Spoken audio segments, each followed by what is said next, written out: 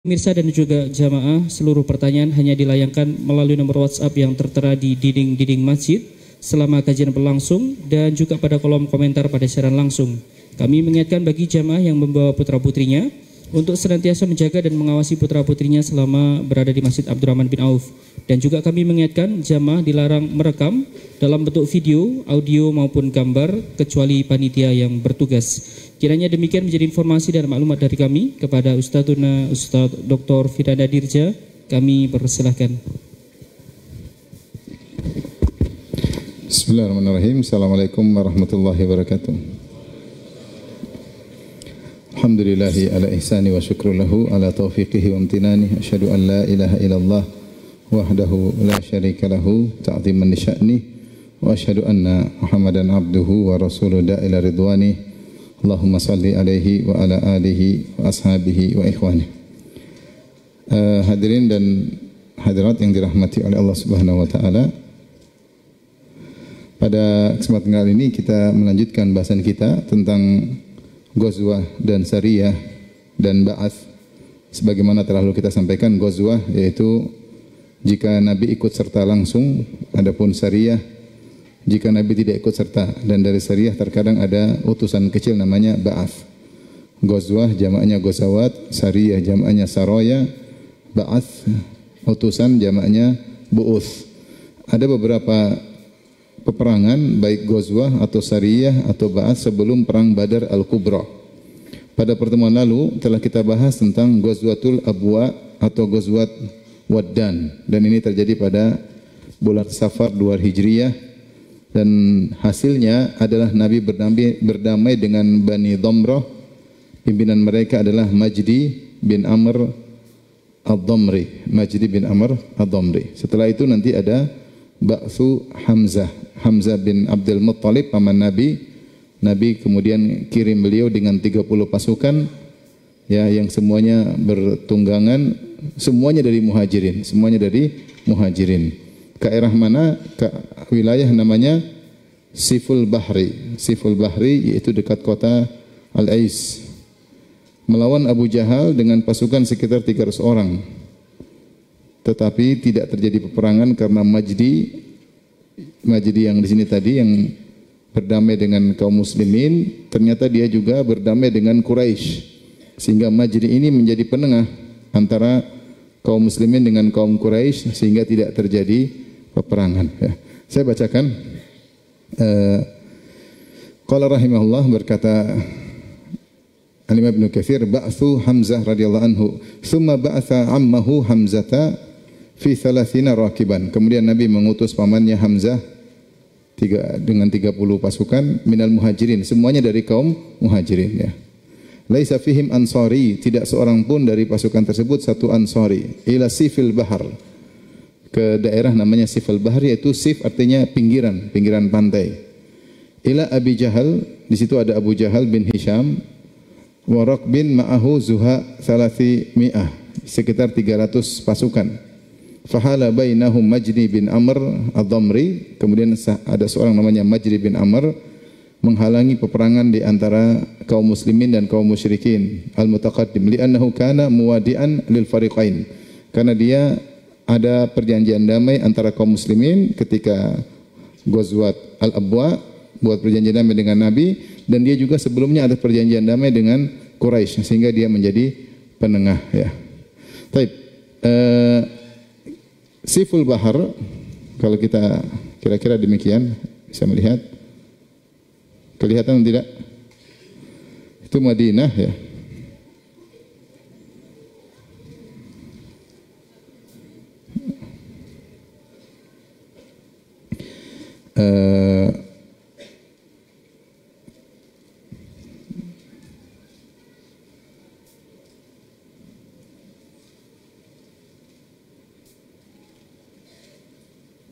Sebentar, coba saya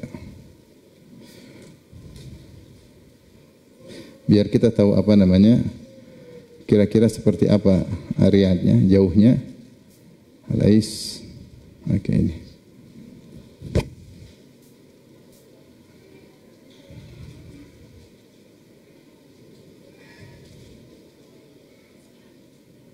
Salah.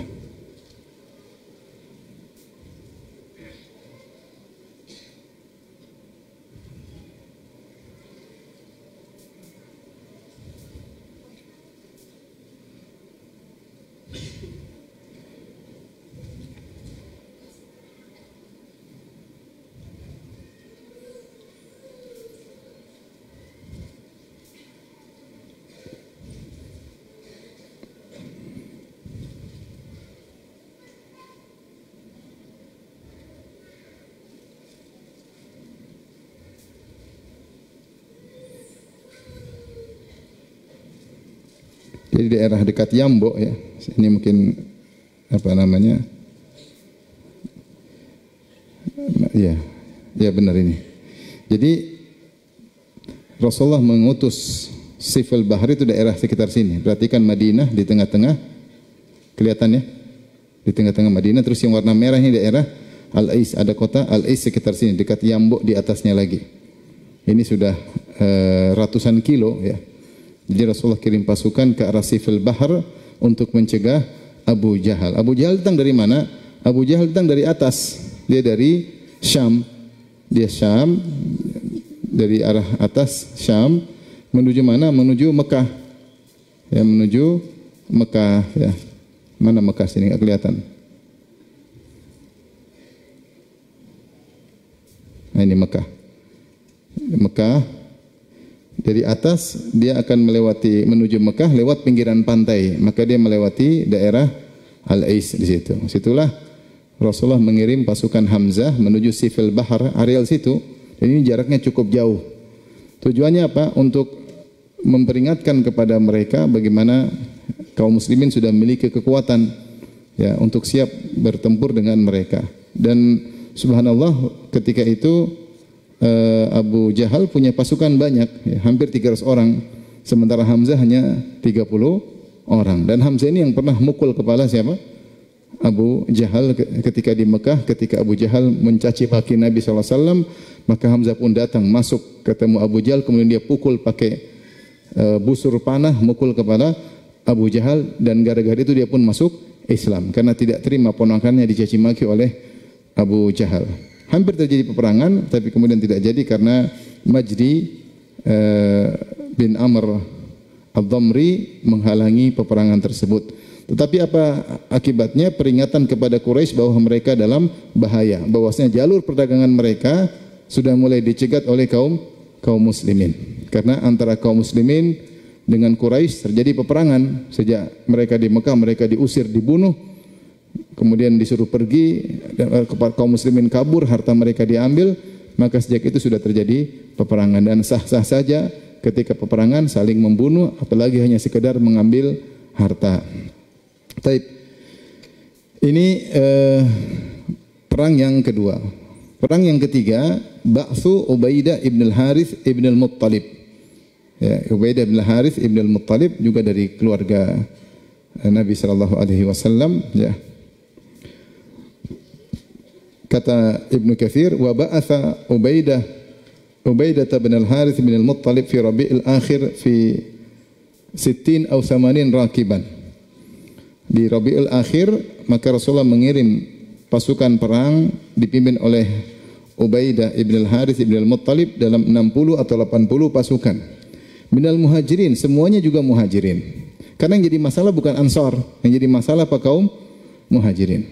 Dan kaum Ansar perjanjiannya adalah menolong Nabi selama Nabi di Madinah. Ketika mereka nyuruh Nabi pergi ke Madinah, mereka minta Nabi untuk tinggal di Madinah. Perjanjiannya adalah membela mati-matian Nabi sampai darah terakhir. Tetapi ketika Nabi di mana? Di Madinah. Sementara Nabi mengutus pasukan keluar sana, keluar sini. Maka yang diutus kaum muhajirin. Karena awal permasalahannya adalah para sahabat muhajirin dengan Quraisy. Mereka yang terusir dari kota Mekah, mereka yang dirampas hartanya, mereka yang dibunuh oleh Quraisy. Maka ini semuanya yang dikirim adalah kaum muhajirin. Dan ini sejak awal semuanya muhajirin. Tidak ada Ansar yang ikut. Tidak ada Ansar yang ikut. Ini untuk membuat semangat kaum muhajirin yang terusir untuk semangat lagi, sehingga mereka punya keahlian dalam berperang, keahlian mengenal lokasi-lokasi, dan mereka punya mental untuk melawan Abu Jahal dan teman-temannya. Maka kemudian diutus oleh Nabi ke daerah namanya Thaniyah Al-Murrah dekat Rabiq. Ini jauh lagi ya. Kita lihat lagi petanya. Ya. Sekarang kita tulis Rabiq ya.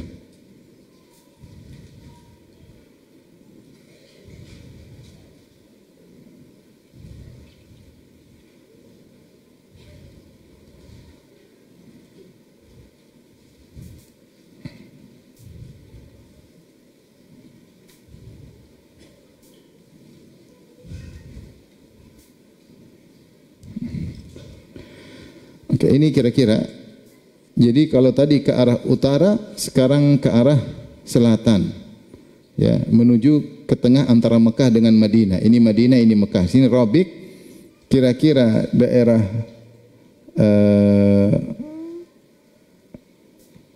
Thaniyatul Murrah itu daerah sekitar sini. Dia sekitar 20 km sebelah timur Rabiq. Jadi ini saja sudah berapa jam kalau naik mobil? Hampir 3 jam. Ini ratusan kilo berarti, ratusan kilometer. Maksudnya bagaimana perjuangan para sahabat jalan jauh untuk mencegat kaum musyrikin, orang-orang Quraisy, kadang ke utara, kadang ke selatan, sehingga ada gambaran bagi kita bagaimana mereka jalan sangat jauh untuk mencegah kaum musyrikin. Baik, sini dikatakan ilama'in bil Hijaz bi asfal Thaniyatil Murrah. Diutuslah kaum muhajirin ke suatu sumber air di daerah Hijaz. Ya, Hijaz itu maksudnya apa? Hijaz itu maksudnya Mekah, Madinah, Taif. Kalau disebut Hijaz maksudnya apa? Mekah, Madinah dan apa? Taif. Itulah areal Hijaz. Dan ini Thaniyatul Murrah atau Rabiq ini terletak antara Mekah dan Madinah ya. Falaqau jam'an aziman min Quraisy alaihim Ikrimah bin Abi Jahal. Ternyata mereka mendapati pasukan yang banyak, yaitu dipimpin oleh Ikrimah bin Abi Jahal. Ikrimah anaknya Abu Jahal. Wa qila bal kana alaihim Mikraz bin Hafs. Falam yakun bainahum qital, akan tapi tidak ada peperangan. Illa anna Sa'ad bin Abi Waqqas rasyaqal musyrikin yauma idzin bisahmanya saja Sa'ad bin Abi Waqqas sempat melepaskan anak panah ke arah kaum musyrikin. Terjadi panah-panahan. Ya. Fakana awwala sahmin rumiya bihi fisabilillah. Maka itu adalah panah pertama yang dilepaskan dalam jihad. Panah pertama. Selama ini pertemuan perang pertama, Ghazwatul Abwa, Ba'tsu Hamzah, belum ada peperangan. Hanya ketemu nggak jadi perang. Hanya ketemu nggak jadi perang. Tetapi pertama kali anak panah lepas dilakukan oleh Sa'ad bin Abi Waqqas radhiyallahu taala anhu ya. Ini disebutkan dalam kitab-kitab namanya kitab Al-Awail. Sebagian ulama dahulu menulis buku judulnya Al-Awail. Di situ mereka mengumpulkan hadis-hadis yang di situ ada al-awwal yang pertama seperti awwalu ma khalaqallahu al-qalam. Yang pertama kali Allah ciptakan adalah pena. Seperti juga awwalu man tanshaqqu anhul ardu ana. Aku adalah orang yang pertama kali dibangkitkan, bumi terbuka, aku keluar. Awwalu man, yang pertama kali mengetuk pintu surga adalah aku ya. Seperti Nuh, awwalur rusuli ila ahlil ard. Nuh adalah rasul pertama yang Allah utus ke muka bumi. Di antaranya awal orang yang pertama kali melepaskan anak panah ke arah musuh siapa? Sa'ad bin Abi Waqqas, karena perang-perang sebelumnya enggak ada. Baik. Seperti kitab Al-Awail kala Ibnu Abi Asim. Tapi kemudian wa farra yauma idzin minal kuffar al-muslimin al-Miqdad bin Amr al-Kindi wa Utbah bin Ghazwan radhiyallahu anhuma.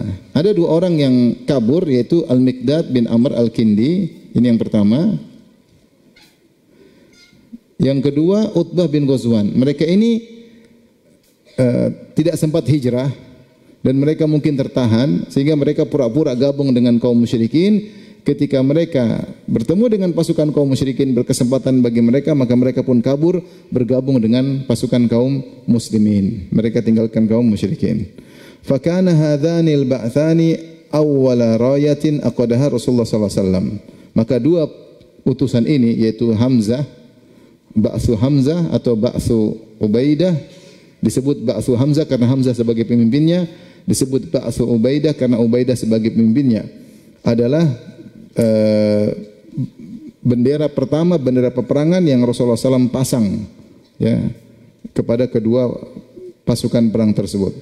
Walakin ukhtulifa fi ayyihima kana awal. Hanya saja khilaf di kalangan para ulama mana yang lebih dahulu, Ba'su Hamzah kepada Sifil Bahar atau Ba'su Ubaidah ke arah Rabiq atau ke arah Thaniyatul Murrah. Ada khilaf di kalangan para ulama. Wa qila innahuma kana fi sanatil ula minal hijrah. Bahkan ada yang berpendapat kedua ba'ats ini adalah di tahun pertama Hijriyah.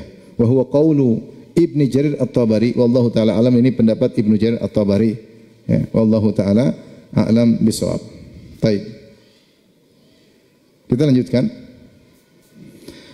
Perang berikutnya faslun yang keempat, Ghazwatu Buat, perang Buat atau ada yang baca Bawat ya.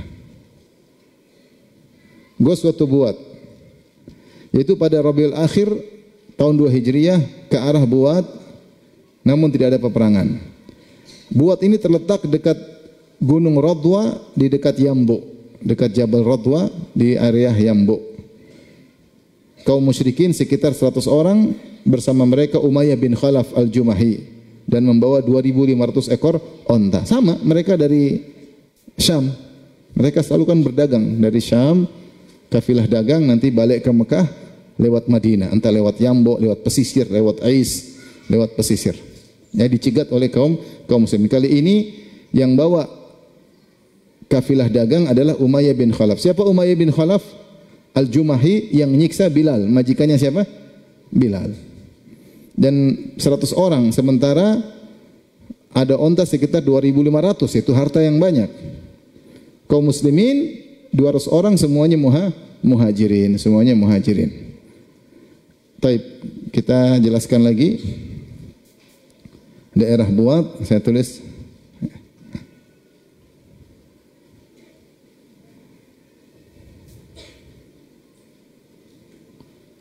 Nah, ini.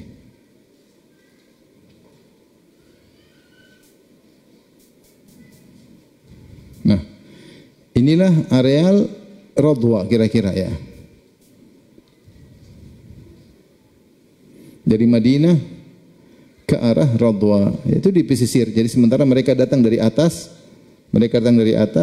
menuju ke Mekah, maka dicegat. Ini aja jaraknya berapa kilo jauh ya? Naik mobil aja 2 jam 19 menit ya. Kata Ibnu Katsir rahimahullah taala, "Tsumma ghaza Rasulullah sallam ghazwat Buat." Rasulullah keluar, disebut ghazwa berarti Rasulullah sallam keluar sendiri, langsung. Fa kharaja bi nafsihi fi Rabiul Akhir min as-sanati tsaniyah. Maka beliau keluar sendiri dengan bawa pasukan pada Rabiul Akhir tahun kedua Hijriah. Wasta'mala 'alal Madinah As-Sa'ib bin Utsman bin Maz'un, dan dia mewakilkan ketika Rasulullah meninggalkan Madinah, Rasulullah selalu menyuruh wakilnya. Kali ini yang disuruh jadi wakil Nabi ketika Nabi keluar kota adalah Sa'ib bin Utsman bin Maz'un. Fasara hatta balagha Buat min nahiyati Radwa. Maka Rasulullah pun berjalan sampai di daerah namanya Buat di sekitar Radwa. Radwa itu daerah Yambu. Tsumma raja'a wa lam yalqa harban. Namun tidak bertemu apa-apa. Kemudian mereka pun balik.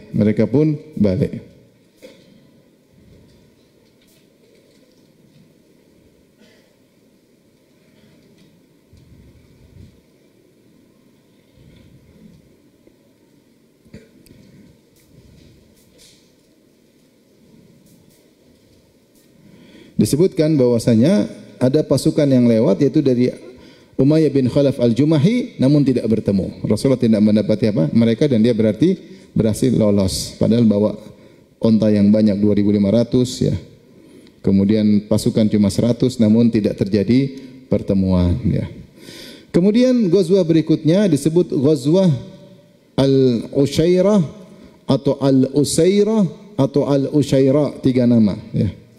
3 nama, ada namanya Al-Ushairah, Ushairah atau Al-Usairah pakai sin, tadi pakai shin, yang kedua pakai sin, atau Al-Ushairah pakai hamzah di akhir, Al-Ushairah. Terjadi pada tengah Jumadil Ula, lalu tiba di sana, Rasulullah tiba di sana dan menetap hingga awal Jumadil Akhir. Di sini Rasulullah SAW berdamai dengan Bani Mudlij. Bani Mudlij, ya. Saya bacakan. Tsumma kanat ba'daha Ghazwatul Usyairah. Setelah Ghazwatul Bu'ad ada Ghazwatul Usyairah. Itu Rasulullah SAW disebut Ghazwah, berarti Rasulullah SAW keluar langsung. Wa yuqalu bisin al-muhmalah, yaitu Usairah. Wa yuqalu al-Usyairah. Jadi 3 nama. Al-Usyairah, Al-Usairah dan Al-Usyairah. Kharaja bi nafsihi fi athna'i Jumadal Ula hatta balaghaha. Rasulullah keluar di tengah-tengah Jumadal Ula sampai tiba di tempat tersebut. Wa hiya makanun bi batni Yambu. Yaitu suatu tempat di daerah Yambu. Yambu tadi yang kita sebutkan tadi, daerah Yambu, ya. Dari Madinah kira-kira 150 kilo atau 200 kilo, ya. Wa aqama hunaka baqiyat asy-syahr wa layaliya min Jumadil akhirah. Kemudian Rasulullah sallallahu tinggal di sana sampai akhir bulan, dan beberapa hari masuk sudah Jumadal Ukhra, Jumadal Thaniyah. Jadi lama beliau di sana. Wasalaha Bani Mudlij thumma raja'a wa lam yalqa kaidan. Di sana dia ketemu dengan Bani Mudlij, Rasulullah buat perjanjian damai, Rasulullah pulang. Ternyata tidak ada Quraisy yang lewat. yang lewat. Akhirnya ketemu kabilah Mudlij. Kemudian Rasulullah SAW pun berdamai dengan mereka. Waqad kana istakhlaf 'ala al-Madinati Aba Salamah bin Abdul Asad. Ketika kali ini beliau pergi menuju daerah Yambo, yang jadi wakil beliau di kota Madinah adalah Abu Salamah bin Abdul Asad. Itu suaminya Ummu Salamah radhiyallahu ta'ala anha. Wa fi sahih Muslim min hadits Abi Ishaq As-Sabi'i qala qultu li Zaid bin Arqam. Dalam sahih Muslim dari hadis Abu Ishaq As-Sabi'i, dia berkata, qultu li Zaid bin Arqam, aku bertanya kepada Zaid bin Arqam, kam ghaza Rasulullah sallam, berapa banyak Rasulullah sallam perangnya? Qala tis'a asyarata ghazwah, sebanyak 19 perang. Dan kita sebutkan ada khilaf di kalangan para ulama, awwaluha al-Usair awal Usyair, dan ghazwah yang pertama kali Rasulullah lakukan adalah ghazwah al-Usyair. Ini pendapat dari Zaid bin Arqam, tetapi dibantah oleh para ulama. Sesungguhnya Rasulullah SAW sudah melakukan ghazwah sebelumnya. Lihat, kita sudah sebutkan ghazwah Usyair bukan yang pertama. Sebelumnya ada ghazwah apa? Buat. Paham? Sebelumnya tadi lagi ada ghazwah apa? Al-Abwa. Rasulullah sudah melakukan ghazwah sebelumnya, Al-Abwa, kemudian Al-Buwat, ya. Cuma dikatakan kenapa Zaid bin Arqam tidak menyebutkan Buwat dan Al-Abwa, mungkin karena kecil atau sedikit, atau mungkin dia masih kecil sehingga tidak mendengar tentang ghazwah sebelumnya tersebut. Ya. Al-Hafidz Ibnu Hajar rahimahullah taala berkata, la'alla Zaid ibn Arqam lam yadhkur ma qablaha wa hiya buwat wal abwa li sighar sinnihi. Ya, kata Ibnu Hajar, mungkin Zaid bin Arqam tidak tahu tentang perang Buat dan perang Abwa sebelumnya karena dia masih kecil ketika itu. Sehingga yang dia ingat cuma ghazwah al-Usyair. Dan kita sudah sebutkan ghazwah al-Usyair adalah ghazwah ketiga bagi Nabi sallallahu alaihi wasallam, ya. Taib. Kemudian ghazwah Badr al-Ula, ghazwah Badr al-Ula. Ikhwan, ghazwah Badr ada 3. Ghazwah Badr itu ada 3. Yang pertama disebut ghazwah Badr al-Ula. Kemudian yang kedua ghazwah Badr al-Kubra. Ini yang terkenal. Inilah ghazwah yang terkenal. Nanti kita bahas pada pertemuan berikutnya, yang di mana Abu Jahal tewas di situ. Kemudian yang ketiga disebut dengan ghazwah Badr al-Mau'id. Al-Mau'id atau al-Akhirah. Al-Akhirah, ada yang menyebut juga Ats-Tsaniyah, ya. Ada disebut juga Ats-Tsaniyah. Baik, ghazwat Badr al-Ula inilah yang akan kita sebutkan, di mana Nabi sallallahu alaihi wasallam mengejar Qurs bin Jabir yang mencuri onta-onta kaum muslimin. Ini yang pertama. Ya, Rasulullah mengejar sallallahu alaihi wasallam mengejar Qurs bin Jabir Al-Fihri yang mencuri hewan-hewan kaum muslimin. Ini yang pertama. Ghazwah Badar kedua yaitu yang terjadi pada tahun 2 Hijriah bulan Ramadan. Ini perang besar yang Abu Jahal tewas di situ. Insyaallah kita akan menjelaskan pada pertemuan berikutnya. Adapun yang terakhir Ghazwatu Badar al-Mau'id. Al-Mau'id itu maksudnya yang dijanjikan. Kenapa? Karena ketika perang Uhud di antara Ghazwat Kubra dengan ini ada perang Uhud sini, ini perang Uhud. Perang Uhud itu 3 Hijriah. Ini 2 Hijriah. Ini bulan Syawal, ini bulan Ramadan. Ketika perang Uhud awalnya kaum muslimin menang terus kemudian kalah. Kemudian akhirnya pasukan terpisah. Kaum muslimin berkumpul, kemudian Abu Sufyan datang dengan pasukannya karena Abu Jahal sudah tewas. Abu Sufyan datang. Kemudian Abu Sufyan berbicara dengan mereka, kemudian Abu Sufyan mengatakan, "Kita ketemu lagi tahun depan di Badar. Kita perang di sana."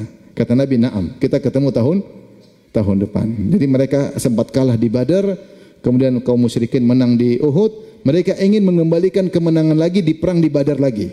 Sehingga disebut dengan perang Badar yang dijanjikan, yang telah disepakati kapan? Itu tahun depan. Ala ra'sil haul, yaitu tahun depan dari sekarang kita perang lagi.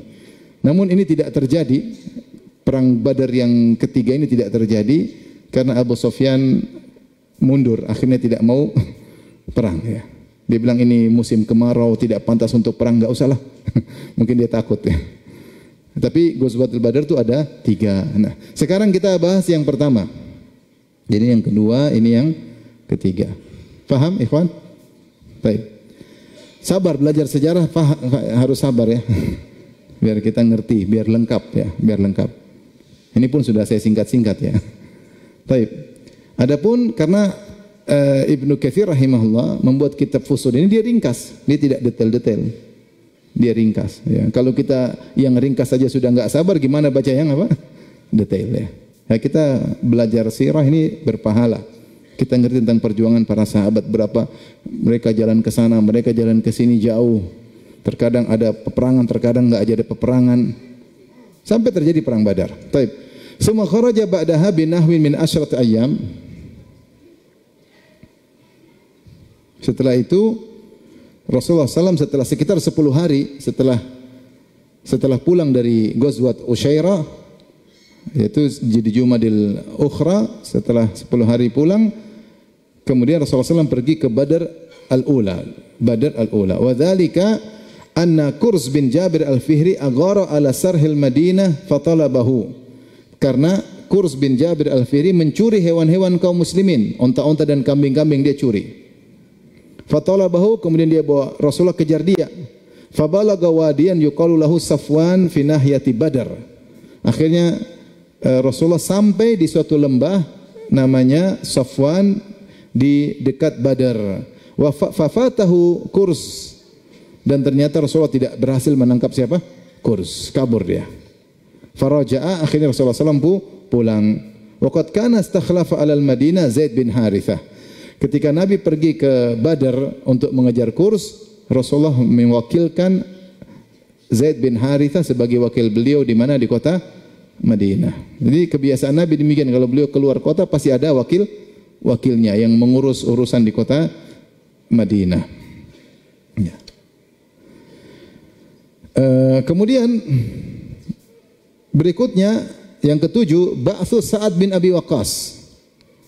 Rasulullah mengutus Sa'ad bin Abi Waqqas, ini yang ketujuh. Wa ba'athu Sa'ad bin Abi Waqqas fi talabi Kurs bin Jabir. Ada yang mengatakan Rasulullah mengutus Sa'ad untuk mengejar Kurs karena Kurs ini kabur enggak balik-balik. Kurs bin Jabir al-Fihri radhiyallahu anhu, dia nanti masuk Islam. Ya, dia bawa onta-onta, kambing-kambing, dan dia tidak tertangkap oleh Nabi. Nabi pun tidak bisa tangkap dia. Kemudian Nabi pun mengirim siapa? Sa'ad bin Abi Waqqas, juga tidak berhasil ditangkap. Ada yang mengatakan waqila ya ba'athahu li ghairi dzalik, atau bal ba'athahu fil ghairi, atau urusan lain. Intinya tidak berhasil ditangkap Kurs bin Jabir al-Fihri. Kemudian tidak beberapa lama akhirnya Kurs bin Jabir al-Fihri ini masuk Islam. Yang pernah curi onta dan kambing Rasulullah akhirnya masuk apa? Islam.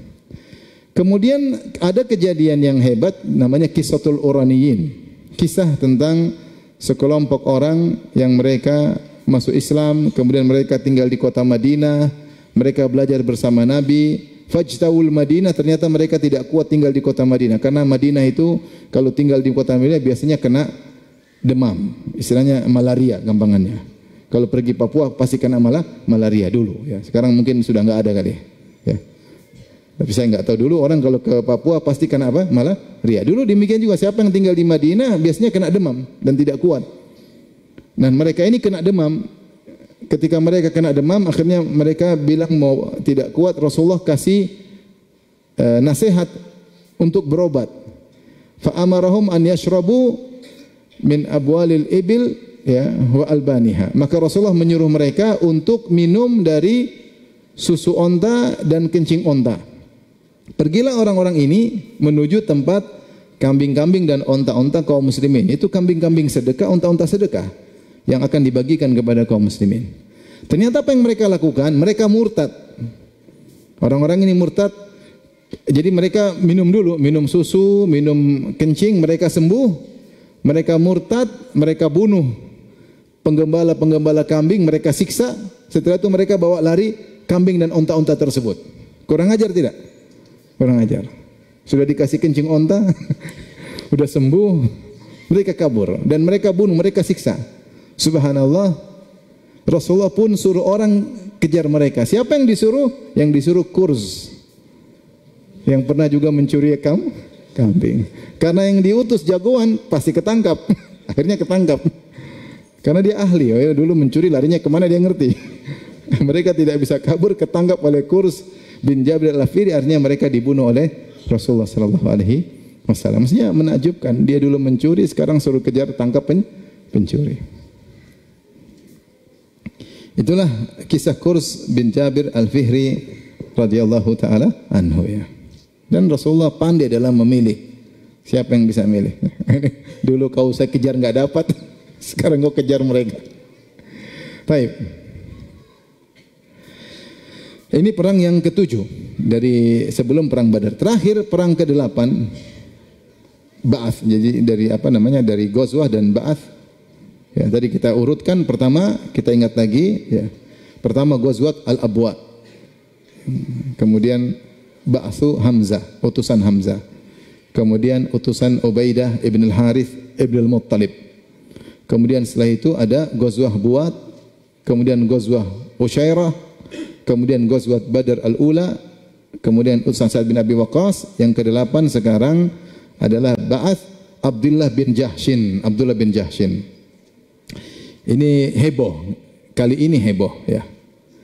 Jadi sederhana, Abdullah bin Jahshin diutus oleh Nabi SAW kemana? Ke Nakhlah. Nakhlah ini selatan kota Mekah, sudah dekat dengan Taif.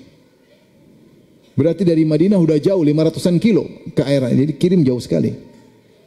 Tujuannya untuk memata-matai kaum Quraisy. Kata Rasulullah, cari kabar tentang mereka. Dan mereka diutus di akhir bulan Rajab. Namun di antara trik Nabi, Nabi kasih surat. Kata Nabi, kalian jalan kalau sudah 2 hari, buka surat itu, apa isinya. Mau jalan dulu menuju Nakhlah. Menuju Nakhlah. Ini saya kasih apa gambaran Nakhlah itu di mana ya. Saya sengaja biar apa namanya, biar ada tahu daerah mana Nakhlah.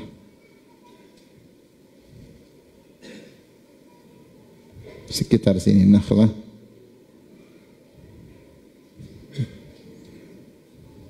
Nah, perhatikan, ini Madinah di atas, kelihatan? Madinah di atas, kelihatan yang bulat di atas, ngerti? Kelihatan enggak? Ya. Terus turun ke bawah, Jeddah ya kan? Jeddah, terus yang merah itu Nakhlah. Sebelahnya Taif, paham? Jadi Nakhlah ini terletak antara Mekah dengan Taif. Jarak dari Madinah ke Nakhlah 5 jam. 5 jam. Ya mungkin sekitar 500 kilo. Madinah Mekah 450 kilo. Dari Mekah ke Nakhlah ya puluhan kilo. Sekitar 500 kilo. Jadi ini suatu utusan yang paling jauh, lebih jauh daripada sebelumnya. Sebelumnya cuma ke Saiful Bahar, yaitu ke Al-Ais, kemudian ke arah Rabiq, ke arah Saniyatul Murrah, ke arah Yambo, itu sebelah utara kota Madinah. Ya, nanti kemudian ini yang paling jauh. Yang tadi paling cuma 200 kilo, 250 kilo. Ini yang paling jauh hampir 500 kilo. Nabi tugaskan. Dan Nabi tugaskan cuma 8 orang. 8 atau 10 orang. Mereka ganti-gantian naik onta dan ada satu onta yang ucul, hilang. Sehingga berkurang 8 jadi berapa? 6 atau 10 jadi 8. Kita bacakan. Faslun Ba'su Abdullah bin Jahshin. Maksud saya ikhwan, kita belajar ini tahu bahwasanya perjuangan itu tidak mudah. Harus mata-matain, harus kirim pasukan jauh. Rasulullah, kalau Allah ingin menangkan Rasulullah dengan kun fayakun mudah, tetapi tidak ada hikmah. Maka Allah jalankan Nabi sebagaimana manusia biasa karena Nabi akan menjadi teladan bagi orang-orang setelahnya. Kalau setiap kegiatan kun fayakun kita nggak bisa niru Nabi SAW dan para sahabat tidak akan terdidik. Kalau Allah berkehendak, Allah tinggal bilang Abu Jahal, jadilah kau monyet, selesai urusan. Au monyet, selesai. Tapi kalau begitu nggak ada perjuangan. Sementara di dunia ini memang Allah ciptakan kita untuk diuji. Kalau kaum muslimin selalu menang, semua orang tidak ada ujian, semua akan masuk Islam. Tapi demikian perjuangan, tetap nilai ujian tetap ada. Terkadang menang, terkadang kalah, ada yang meninggal. Kirim jauh-jauh, terkadang ada peperangan, terkadang tidak ada peperangan. Dan ini adalah mereka jalan paling jauh dari Madinah ke Nakhlah sekitar 500-an kilo. Bagaimana trik Nabi? Kita bacakan. Summa ba'as Rasulullah SAW Abdullah bin Jahshin bin Ri'ab al-Asadi wa thamaniyatan minal muhajirin. Semua dari muhajirin. Sekali lagi, semua dari awal sampai akhir 8 ini semua dari kaum muhajirin. Kecuali nanti perang Badar ada kaum Ansar. Kenapa? Karena yang bermasalah dengan kaum Quraisy bukan kaum Ansar. Yang bermasalah kaum apa? Muhajirin. Yang diusir siapa? Kaum muhajirin. Yang diambil hartanya kaum muhajirin. Yang dihinakan kaum muhajirin. Maka Rasulullah ingin mengangkat mental mereka. Kalau azan kasih tahu ya. Sudah. Berapa menit lagi? 2 menit, 4 menit. Maka Rasulullah utus 8 orang muhajirin. Wa kataba lahu kitaban wa amara alla yanzura fihi hatta yasira yaumaini thumma yanzura fihi. Rasulullah tulis surat, tentu Rasulullah perintah orang tulis surat. Dalam surat tersebut ada perintah. Tapi kata Nabi, jalanlah kalian menuju Nakhlah 500 kilo. Kalau sudah jalan 2 hari, buka apa isinya. Jalan aja dulu. Subhanallah, ini salah satu strategi apa? Perang. Karena mata-mata juga ada.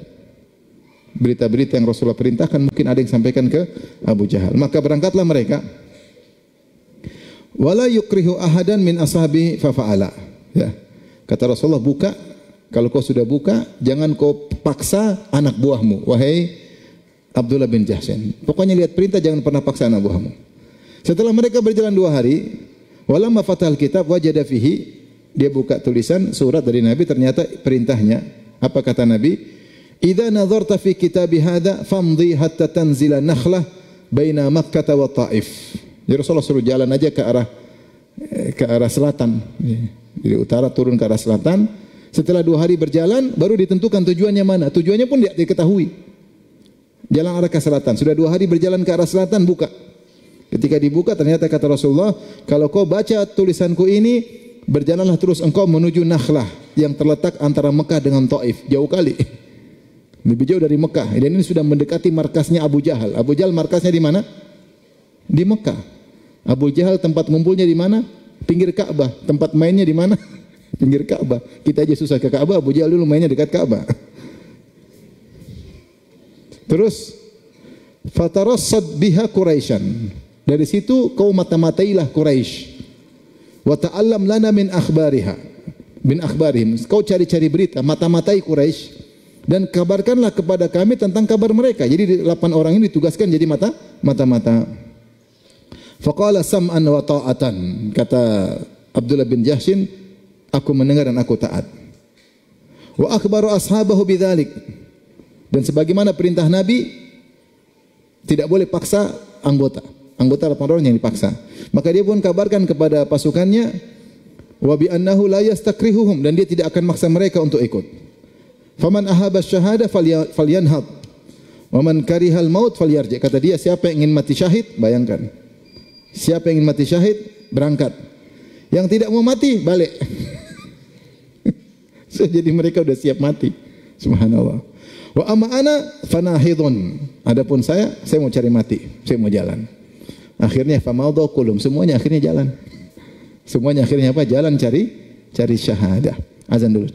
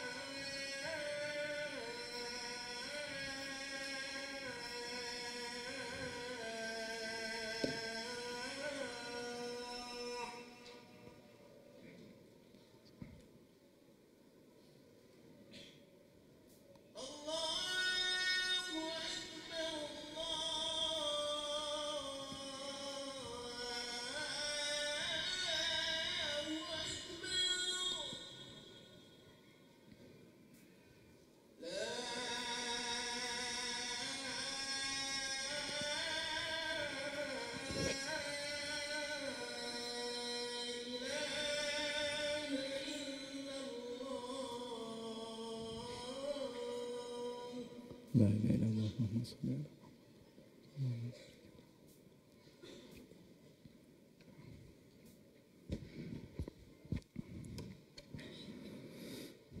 Tapi kita lanjutkan. Akhirnya mereka semua berjalan. Falamma kana fi athna'i at-tariq adalla Sa'ad ibn Abi Waqqas wa Utbah bin Ghazwan ba'iran lahuma kana ya'taqibanihi fatakhallafa fi talabihi. Ketika mereka berjalan menuju ke Nakhlah, ternyata onta milik Sa'ad bin Abi Waqqas dan Utbah bin Ghazwan ucul, sehingga mereka tidak bisa melanjutkan perjalanan jauh 500 kilo.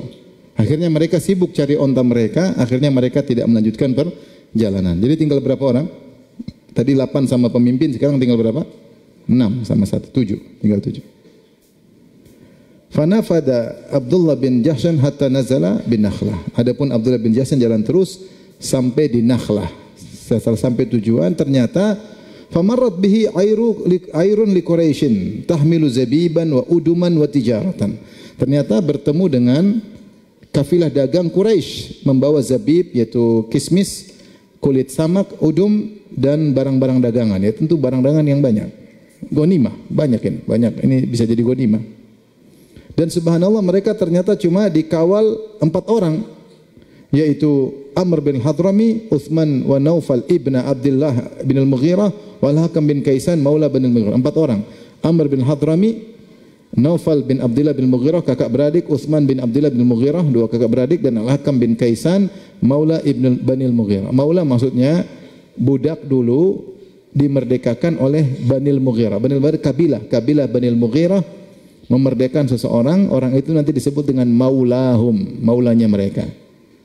Jadi kalau istilah si fulan maula Bani Al-Mughirah, maksudnya fulan ini dulu budak, kemudian dimerdekakan oleh mereka, maka disebut dengan apa? Maula. Faham? Nanti kan misalnya An-Hamran, Maula Utsman. Maksudnya siapa Hamran ini? Dulu budak dimerdekakan oleh siapa? Utsman. Maka ketika dia sudah dimerdekakan oleh Utsman, dia dinisbahkan kepada Utsman, disebut Maula Utsman. Baik. Akhirnya ini kesempatan besar. Ada harta, pengawal cuma berapa? 4 orang. Fatasyawarul muslimuna, akhirnya mereka musyawarah 7 orang tersebut. Waqalu, ini masalah problem. Nahnu fi akhir yaumin min Rajab syahril haram. Kita sekarang masih di bulan Rajab.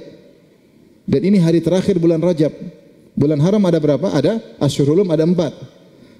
Dzulqa'dah, Dzulhijjah, Muharram. Kemudian Rajabul Fard, Rajab yang terpisah sendiri.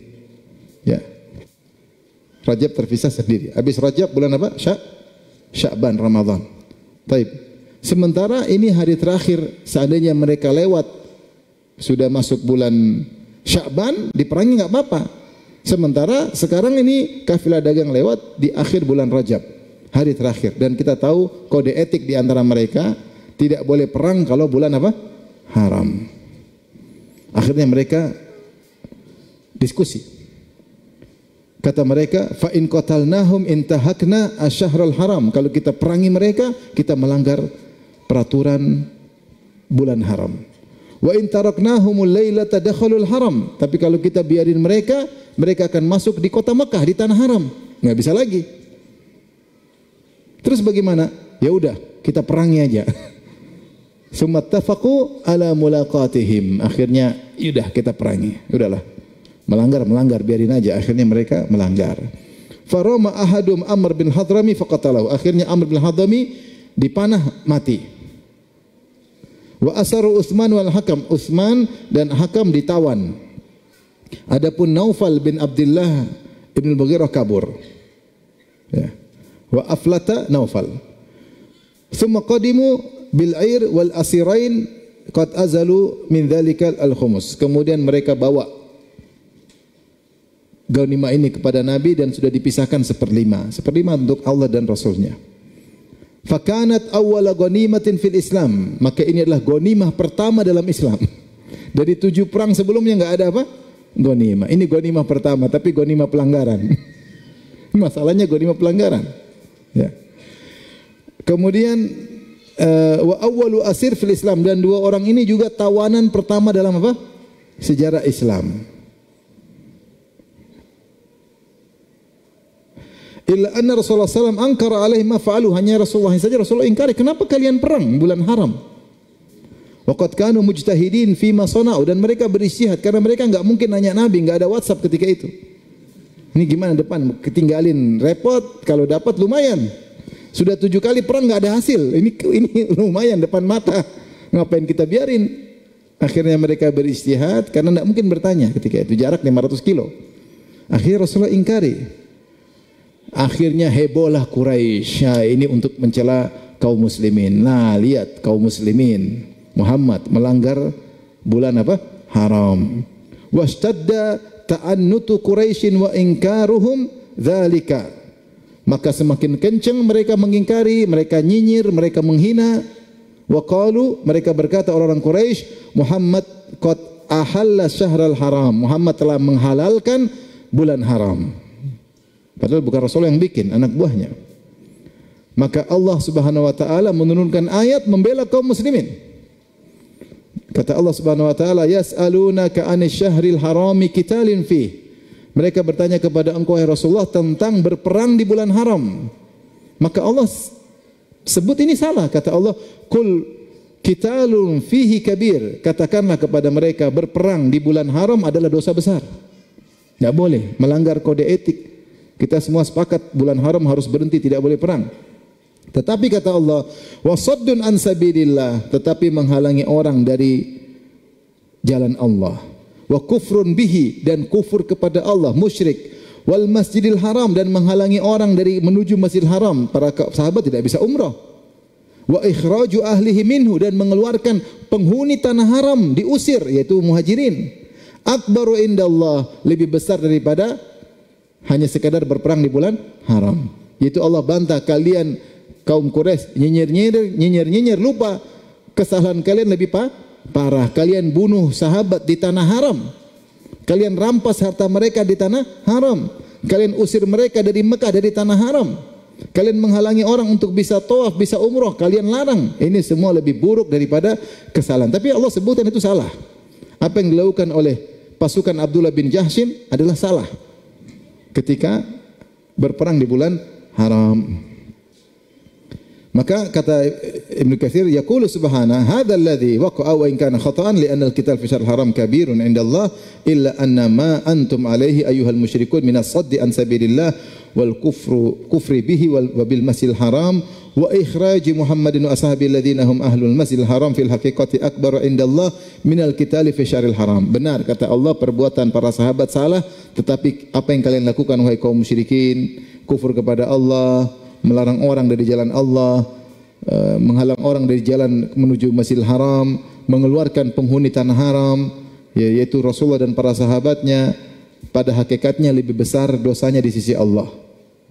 Summa inna Rasulullah SAW qabilal khums min tilkal ghanimah. Rasulullah SAW terima ghanimah tersebut, Rasulullah terima 1/5, wa akhadhal fida min dainikal asirain. Kemudian Rasulullah minta tebusan dari kaum Quraisy terhadap 2 orang ini, dikembalikan kepada mereka. Taib. Selesai mukaddimah semua perang-perang sebelum perang Badar. Jadi ternyata sebelum perang Badar ada 8 pasukan perang. Ada 8 pasukan perang. Lanjut atau sudah?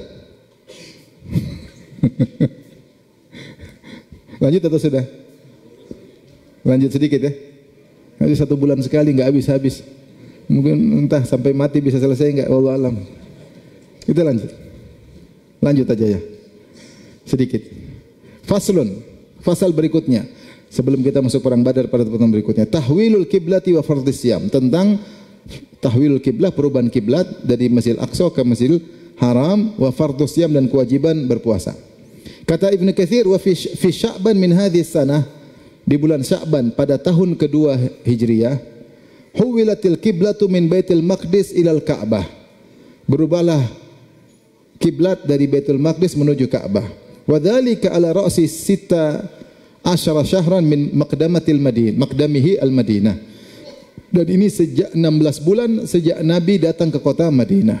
Wa qila 17 syahran. Ada yang mengatakan 17 bulan setelah Nabi ke kota Madinah. Wa huma fi sahihain, dan 2 pendapat ini tersebut dalam sahihain. Baik, begini.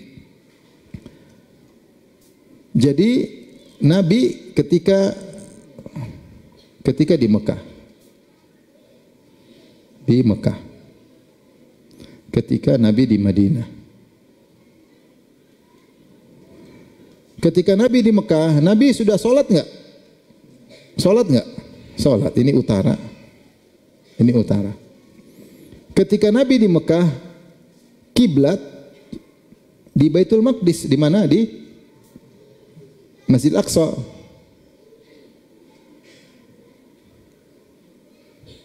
Tetapi Nabi bisa sholat menghadap Ka'bah dan menghadap Baitul Maqdis.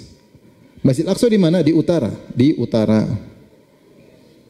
Terus Nabi bagaimana cara sholat? Nabi ini Ka'bah.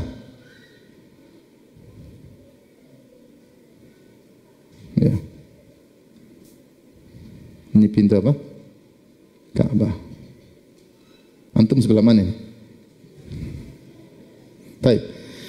Ketika Nabi sholat, harus bukan Ka'bah belum jadi kiblat. Kiblat tetap apa? Baitul Maqdis. Tapi Rasulullah sholat begini selalu arahnya, sehingga dia menghadap Masjid Aqsa sekaligus menghadap apa? Ka'bah. Jadi Rasulullah sholat selalu begini. Jadi sekaligus menghadap Ka'bah, sekaligus menghadap Baitul Maqdis. Faham? Kemudian Rasulullah SAW pindah ke Madinah. Ketika di Madinah, ini Nabi tidak bisa lakukan karena posisinya Baitul Maqdis,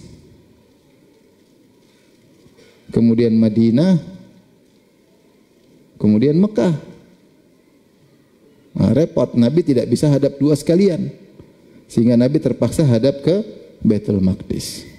Kalau ini dulu bisa, dulu kan kalau Nabi posisi di Mekah seperti ini, Baitul Maqdis, Madinah, Mekah, maka Nabi tinggal sholat begini. Kalau sholat begini berarti menghadap Mekah sekaligus Baitul Maqdis. Tapi ketika pindah di Madinah nggak bisa sekaligus. Maka Nabi selalu menghadap Baitul Maqdis. Situlah Rasulullah rindu ingin menghadap Mekah. Dan Rasulullah sering melihat ke langit. Qad nara taqalluba wajhika fis sama, falanuwalliyannaka qiblatan tardha. Rasulullah, ya Allah, pingin sekali, tapi Rasulullah tidak ungkapkan. Allah mengatakan, sungguh kami telah melihat wajahmu mengarah ke langit. Sungguh kami akan pindahkan engkau kepada kiblat yang kau sukai. Fawalli wajhaka syatral Masjidil Haram. Maka arahkanlah wajahmu ke arah Masjidil Haram. Maka berubahlah ke arah Mekah. Kapan? Jadi ini selama Rasulullah menghadap Baitul Maqdis kurang lebih 16 atau 17 bulan. Sejak hijrah. Setelah 16-17 bulan itu di bulan Sya'ban. Di bulan Sya'ban baru Nabi menghadap kemana? Ke Mekah. Maka Rasulullah pun senang gembira ketika itu. Tapi kita lanjutkan. Wa kana awwala man shalla ilaiha Abu Sa'id ibn al-Mu'alla wa sahibun lahu kama rawahu an-Nasa'i. Yang pertama kali salat ke arah Mekah, ke arah Ka'bah adalah sahabat namanya Abu Sa'id ibn al-Mu'alla dan temannya. Sebagian meriwayatkan Nasa'i, tapi riwayat ini lemah. Riwayat ini hadisnya dhaif, ada rawi yang bermasalah. Wa dzalika, kata Ibnu Katsir, annahuma sami'a Rasulullah sallallahu alaihi wasallam yakhutubun nas.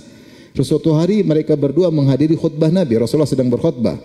Wa yatlu alaihim tahwil al-qiblah, dan Rasulullah bacakan ayat tentang perubahan kiblat.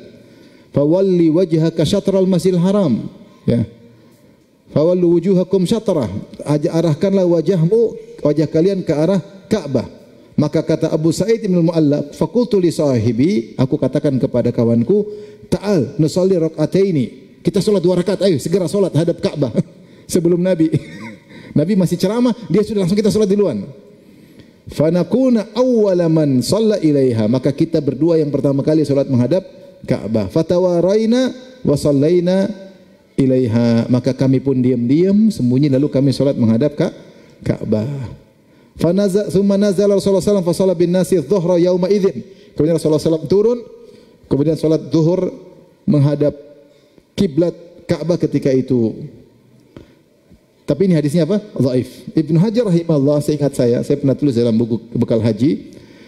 Perubahan kiblat terjadi ketika Rasulullah sedang menjenguk seorang di kampung Bani Salimah. Bani Salimah kampungnya di mana? Di daerah Kiblatain sekarang. Jadi Rasulullah SAW sedang jenguk mereka, Rasulullah sholat di masjid mereka. Ketika Rasulullah SAW sedang sholat di masjid mereka, turun ayat perubahan kiblat. Maka di tengah sholat, kalau nggak salah rakaat pertama, kedua Rasulullah menghadap Baitul Maqdis. Rakaat ketiga, keempat Rasulullah balik menghadap ke selatan, ke arah Mekah. Dan itu terjadi di Masjid Bani Salimah. Oleh karenanya masjid itu sekarang dinamakan dengan Masjid Al-Qiblatain. Karena pernah terjadi perubahan kiblat situ. Tapi jangan datang ke situ kemudian sholat bolak-balik. Sudah mansuh hukumnya. Karena sebagian orang itu datang sholat 2 rakaat 2 rakaat sini, tidak boleh. Sholat Masjid Qiblatain berarti boleh sholat kehadap 2 kiblat. Enggak, sudah enggak boleh lagi. Siapa yang sholat ke Baitul Maqdis sholatnya tidak sah. Harus sholat menghadap ke Ka'bah ya. Atau bilang tenang aja Ustaz, menghadap Baitul Maqdis juga aman, bumi bulat kan kembali lagi ke Mekah. Baik, intinya enggak boleh ya, enggak boleh. Kemudian Rasulullah SAW setelah itu, jadi perubahan kiblat itu ketika Rasulullah sholat di Masjid Bani Salimah. Ketika Rasulullah SAW pergi ke mana? Ke Masjid Nabawi, maka di Masjid Nabawi sholat pertama menghadap kiblat, menghadap selatan, menghadap Mekah adalah sholat asar. Dan ahlu Kuba, penduduk Kuba belum tahu kabar. Mereka masih sholat maghrib menghadap, sholat duhur, sholat asar, sholat maghrib, sholat isya masih menghadap Baitul Maqdis, menghadap utara. Ketika mereka sholat subuh, ada orang datang kasih tahu. Sungguhnya ala innal qiblata qad huwilat, ketahuilah bahwasanya kiblat telah dirubah, maka mereka pun balik mutar menghadap ke selatan, menghadap Ka'bah. Kapan? Ketika sholat subuh. Dalam sebagian riwayat kalau enggak salah wahum ruku' dan mereka sedang ruku'. Kalau kita orang Indonesia pasti kepo, gimana caranya Ustaz? Wallahu alam. Pokoknya mereka berubah, posisi imam jadi berubah, posisi akhwat jadi berubah, tadinya di depan jadi ke belakang. Gimana caranya? Pokoknya terjadi. Seandainya kita di situ, gimana nih? Gimana? Mereka berubah padahal sedang rukuk. Baik. Saya bacakan dalam sebagian riwayat ya.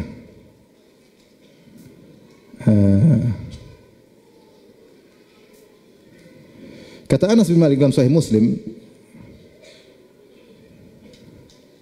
"Famara rajulun min Bani Salimah wa hum ruku'un." Ada seorang dari Bani Salimah lewat dan ada orang-orang sedang salat dalam kondisi ruku' fi salatil fajar. Wa qad sallau rak'atan, dan mereka sudah salat 1 rakaat menghadap Baitul Maqdis. Pada rakaat kedua mereka sedang ruku', dia lewat, dia kabarin fanada, ala innal qiblata qad huwilat. Ketahuilah kiblat telah dirubah. Pada rakaat keberapa? Rakaat kedua. Famalu kamahum nahwal kiblah, maka mereka pun berputar dalam kondisi ruku ke arah kiblat. Jadi caranya sudah tahu. Pokoknya begitu. Kalau kita mungkin heboh. Tapi subhanallah, para sahabat langsung berubah. Selama itu dari Nabi SAW mereka langsung rubah. Baik. Kemudian kata Ibnu Katsir, wa furida shaum Ramadan wa furidat li ajlihi zakatul fitr qablahu biyaum ya. Maka setelah itu juga di tahun yang sama diwajibkan untuk puasa Ramadan. Kemudian setelah itu juga diwajibkan zakatul fitr karena terkait dengan bulan Ramadan. Ini semua terjadi pada tahun kedua. Perhatikan sini. Salat, Nabi dakwah kita sudah bagikan ada tahun kenabian. Tahun kenabian sejak Nabi umur berapa? 40 tahun ya. Di Mekah berapa tahun? 13 tahun. Kemudian tahun Hijriyah. Di mana? Di Madinah. Berapa tahun? 10 tahun. Baik. Diwajibkan sholat 5 waktu. Perhatikan. Jadi perhatikan. 13 tahun ini, tahun 1 sampai 10 belum wajib, hanya wajib tauhid,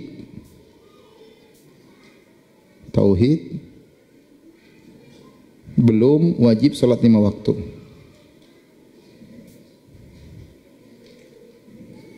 Kapan wajib sholat 5 waktu? Sekitar tahun ke-10, yaitu 3 tahun atau setelah Rasulullah Isra Mi'raj, itu sekitar kurang lebih tahun ke-10 baru wajib sholat 5 waktu. Apakah Nabi sholat ketika ini sholat tapi tidak 5, mungkin 2 waktu ya. Tapi baru wajib sholat 5 waktu pada tahun keberapa? Ke-10 kenabian. Tahun ke-10 kenabian. Faham? Setelah itu Rasulullah berpindah hijrah. Maka 10 tahun di Madinah, tahun kedua baru wajib apa? Wajib puasa sama zakat fitrah. Zakat fitrah. Kemudian tahun ke-6 ada khilaf, atau ke-9 baru wajib haji. Wajib haji. Tahun ke-9 Hijriah baru wajib haji. Ada yang bilang 6, yang benar tahun ke-9. Kemudian Rasulullah SAW berhaji pada tahun ke-10, karena tahun 9 Rasulullah tidak bisa berhaji. Rasulullah ingin steril dulu. Saya ingin sampaikan kepada antum bahwasanya selama ini tauhid masih terus berjalan. Tauhid masih terus diperhatikan Nabi. Jangan sampai salah kira Nabi hanya perhatian tauhid pada 10 tahun pertama, tidak. Selanjutnya Nabi selalu perhatian sama tauhid sampai sebelum Nabi meninggal. Rasulullah berkata, "La'natullah 'alal yahudi wan nasara ittakhadhu qubur anbiya'ihim masajida." Allah melaknat Yahudi Nasrani menjadikan kuburan nabi-nabi mereka sebagai masjid. Jadi tauhid terus berjalan.